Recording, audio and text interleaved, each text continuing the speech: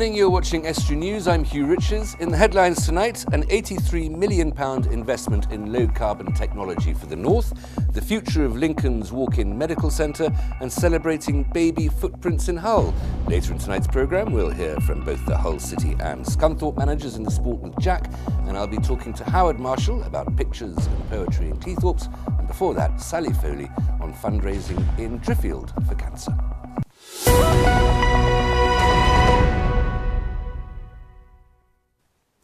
Northern PowerGrid is to invest £83 million to pave the way for the North to become a low-carbon leader.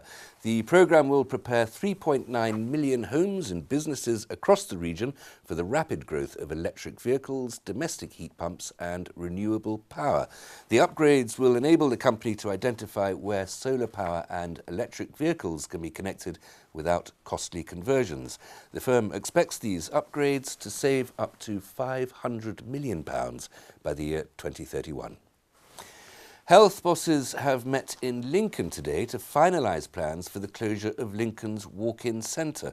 The decision's expected to affect more than 6,000 patients who will have to find alternative appointments. But West Lincolnshire Clinical Commissioning Group claims GPs in the area are ready for an increase in demand. The consultation showed that those affected opposed the centre's closure. Thousands of babies and their footprints came together in Hull today. It was to celebrate the work of a major City of Culture project where the footprints of babies born during Hull 2017 became a monumental piece of artwork. The Hull Women and Children's Hospital created the project and celebrated its success at the Guildhall today. It's been absolutely amazing. I mean, I can't believe, it doesn't seem 12 months, does it, since we stood next to the very first panel in January last year. And now we've invited everyone, and everyone's come out, even though the weather's terrible and it's January. It's fantastic to see all these mums and babies come and celebrate with us today. We've had about probably 300 people an hour have been coming through, and they get the opportunity. We've got a prize draw. And when before Christmas, we met with Nancy from Bake Off, who won Bake Off. So she's baked us a cake. So that's for our prize draw. And then parents and families have got the opportunity to buy the postcards or some limited edition prints and canvases. And the money that we're raising is going back into the maternity services for mums of the future. So after he was delivered, we immediately were like, can we have the footprint done? So he had his footprint, and then we had a picture done with the midwife and his footprint right next to him, which was fantastic. I found, obviously being off from work, it's quite a social time for lots of mums. So we've made loads of friends, and there's lots of people here that we know. So obviously everybody's had the same thought as us and wanted to come along. Jack was born in February, and we've been wanting postcards ever since. We keep not getting a chance to get into Hull Royal, but we thought we'd come today and celebrate with everybody. Once the year's over, it'll go into the memory box with everything that he's got for the year, along with the other City of Culture things that he's got. People have come up to me and said, it's a really good idea, and I'm just thrilled that it's more for them, for them to take part. And who knows, we could have some famous people in those babies in years to come. Natural England has submitted a plan to the government to improve miles of coastal paths between Skegness and Sutton Bridge. The report has been sent to the Secretary of State for the Environment, Food and Rural Affairs, setting out proposals to revive the 57-mile stretch and encourage more walkers to the area. People have until the 31st of March to comment on the proposals before a final decision is made. Lincolnshire Police want to trace the owner of these two wooden cases. Officers from Skegness recovered the items, which contain various tools. They believe the cases may have been stolen. If you recognise the items and you think they are yours, please call Lincolnshire Police on 101. All Saints Church in Winterton has received a further boost from the Heritage Lottery Fund. The church was awarded more than £748,000 back in 2013. They've now got another £247,900. The money will go towards essential repairs, including the tower and the church's gable window. And funds will also be used to complete a project which aims to illuminate the church's history. Well, the whole point was that it's a fabulous building. It's been here since probably late Saxon times, certainly from just after the Norman conquest. And it is a wonderful building. It's very, very big, and it's got huge potential being right in the middle of Winterton.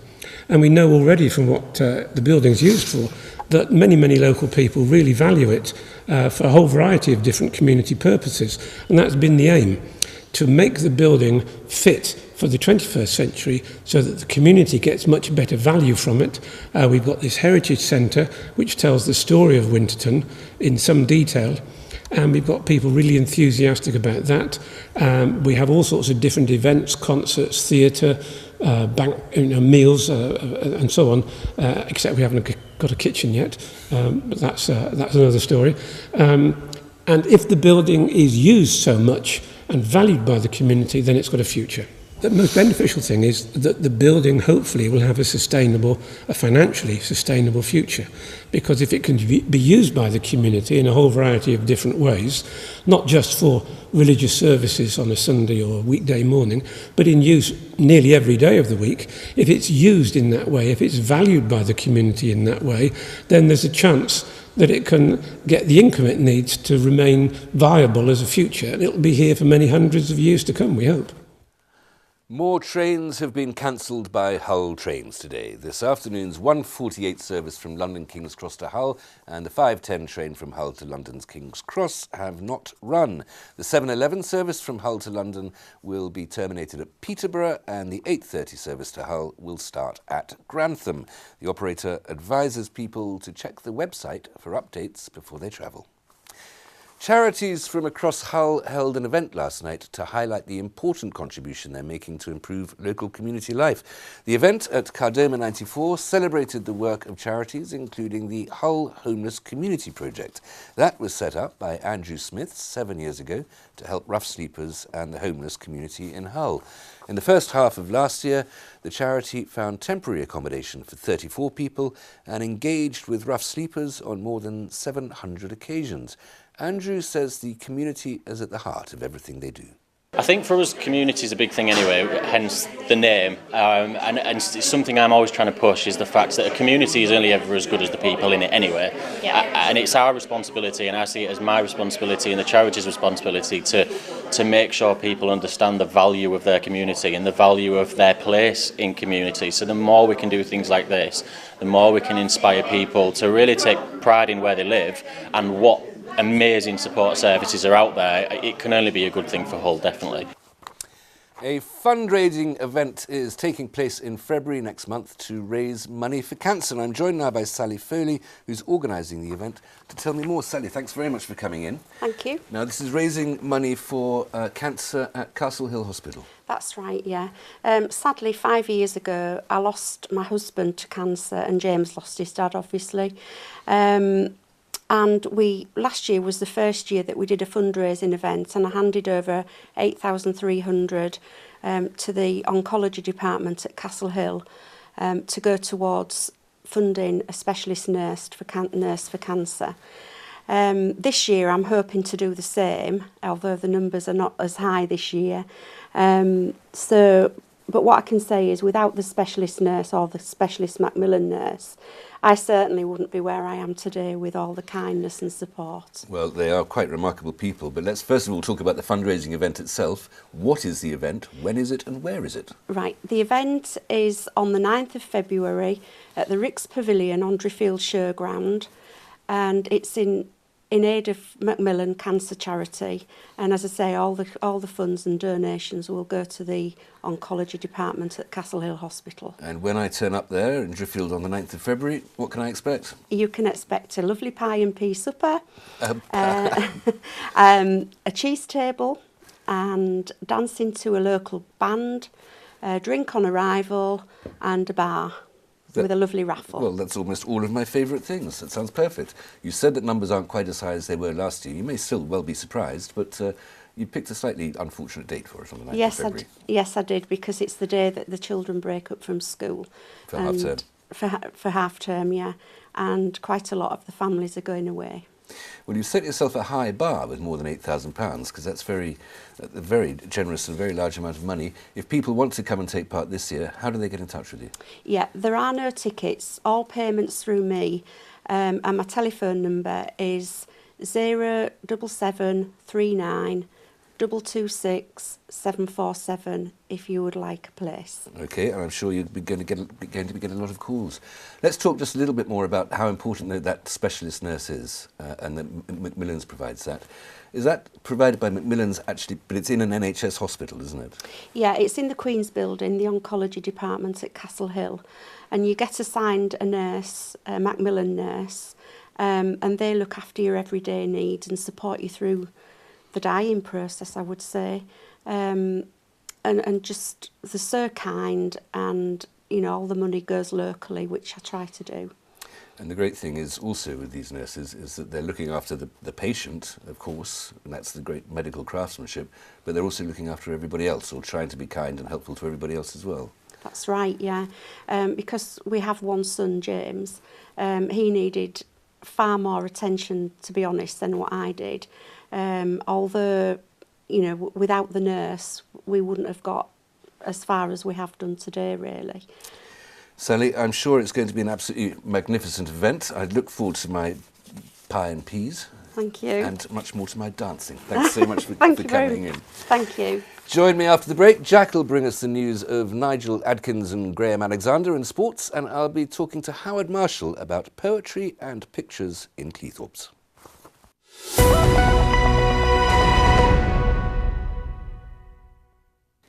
Welcome back. You're watching Estuary News. Still to come tonight, Jack brings us the thoughts of Nigel Adkins and Graham Alexander in the sports news, and I'll be talking to Howard Marshall about pictures and poetry in Cleethorpes.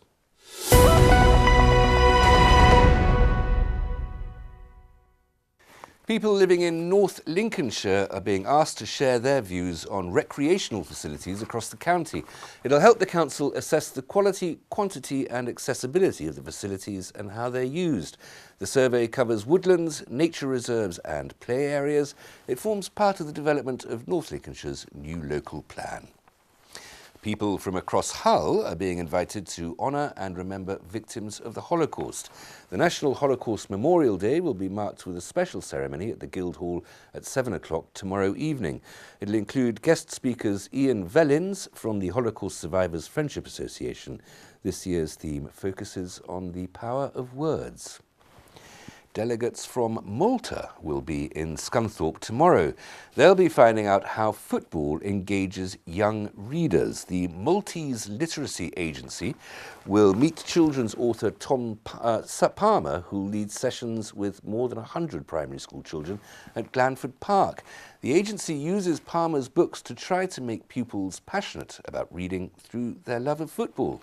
The engagement is part of Scunthorpe United's Reading Stars project. The Member of Parliament for Beverley and Holderness is urging local people to get involved with a national appeal. Graham Stewart hopes constituents will come forward to make up 1,400 new bell ringers nationally ahead of the centenary of the First World War armistice on the 11th of November this year. Bells will ring out from churches and cathedrals in villages, towns and cities across the country on the 11th of November to mark the armistice. The campaign's being run by the government along with the Central Council for Church Bell Ringers.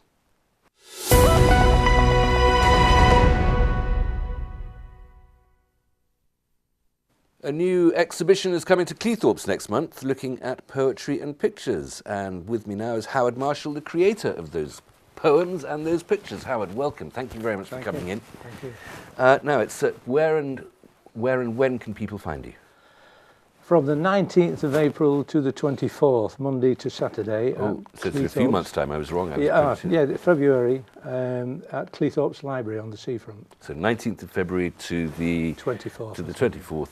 And you'll be there all day, as it were? Yes, I'll be there all day. You're just a sort of poet of availability.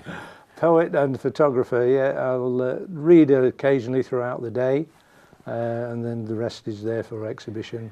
Well, I just wanted to get a feeling of your poetry, which is rather splendid poetry. I was wondering if you'd be kind enough to read out one of your works. This one's entitled At the End of the Jetty. Wind blows, sunshine, in this little world of mine. There's peace and tranquility at the end of the jetty. Daytime, nighttime, a world so sublime, where politics are petty at the end of the jetty. freedom without a leash, tongues of different speech. Life is very pretty at the end of the jetty. Thank you very much, Howard. And I'm sure life is very pretty at the end of the jetty. Is that about any particular sort of place, a specific jetty? Yes, it was written at a time when I lived on the boat in the Mediterranean. Oh, so I literally had a life so sublime at the end of the jetty. What on earth are you doing here? Well, it's winter time and I shouldn't be here, I guess. So it's a mixture of poetry, and I'm looking forward to the poetry, but also pictures. You're a photographer. I've done photography from being a teenager and carried it on throughout my life in intense periods and periods when I've neglected it. But I've collected a collection of pictures from around the world, which is where my work took me. And I decided that rather than just keep them in an album that I can view, I thought I'd present them to the public. And I think there's something a little bit different. They're artistic, they're standard photography as well as abstract, and I like to do architectural and make them a little bit more abstract, so I think I've got something a little different to present to the people. Well, you've certainly got an eye for an unusual angle. You'll find a different way of looking at something. Something catches my eye and then I go back and I look at what I want to take. As an example, at the exhibition I've got a presentation of 3 pictures mounted together, but although they look the same, when you actually look, there's an island that suddenly seems to appear floating out onto the horizon from the 3 different pictures. And again, it just gives a different contrast to what's out there. And is this done in the dark room, or is this actually going on location, as it were, and just having a feel for the setting, for the scenery? No, I'm a little bit limited in what I'm able to do on a computer, whereas when I was younger, yes, lots of time spent in the dark room. But now it's all computerised, digital. I'm having to catch up with technology in many ways. You don't have to at all. You can just, like everybody else, all of us when we were young, turn the airing cupboard into a dark room, and you can still have your enlarger and 3 trays. Yes. There's no reason why you shouldn't. I still have all that. I still have all my dark room equipment. But these days, although film and negatives are coming back, I have yet to return to it. I'm tending to stick to digital and learn the new technology of the future. Of the future, yeah. How long have you been taking photographs for a long time? How long have you been writing poetry? While I was on my boat, I took a writing course. That was in 92, 93, and I began there. The writing course was trying to promote that I can get my money back from the course by selling articles. But I didn't feel that was the medium for me. So I took on a challenge and had a book published in 2008. And I started writing poetry at the same time. So I have a good collection of poetry, a published book, to complement my photographs. Is the book still available?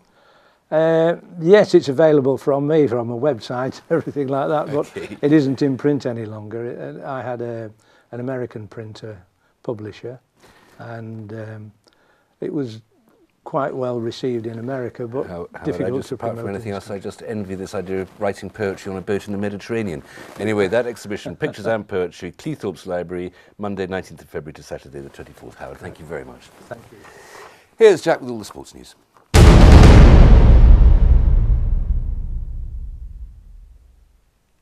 We'll start with football, and in League One it was a frustrating evening for Scunthorpe United last night. The Iron conceded in the 96th minute to draw 1-1 as they were pegged back by Doncaster Rovers at Glanford Park.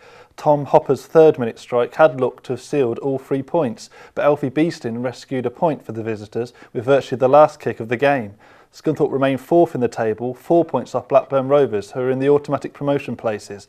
With the January transfer window drawing to a close a week today, manager Graham Alexander spoke about potential departures from the club.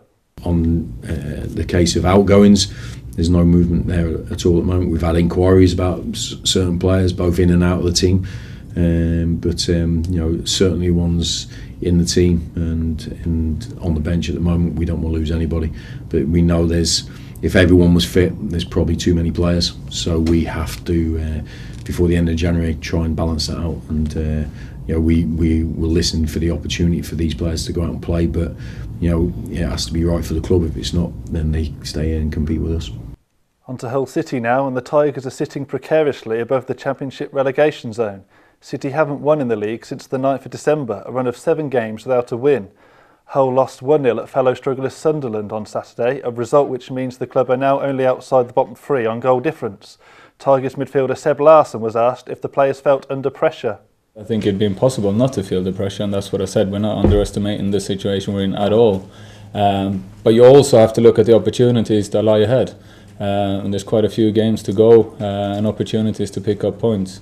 So you can look at it in both ways. And I think you have to find a middle ground of understanding the pressure, understanding the situation we're in, but also not get too worked up about it. You have to be able to control your emotions and control yourself on the pitch to try and perform. And finally, in tennis, East Yorkshire's Carl Edmund has made it to the semi-finals of the Australian Open. The 23-year-old beat third seed Grigor Dimitrov to set up a Final Four clash with Marin Cilic for a place in the final. Edmund was born in South Africa but moved to Tickton near Beverley when he was 3 years old. He attended both Pocklington School and Beverley Grammar School before moving to Hull aged 13 for tennis training. The British number 2 still trains at the Beverley and East Riding Lawn Tennis Club whenever he returns home. His match against Cilic takes place tomorrow in Melbourne, Australia, and I'll bring you all the details in tomorrow's sport. That's all for today's sport. Back to Hugh in the studio.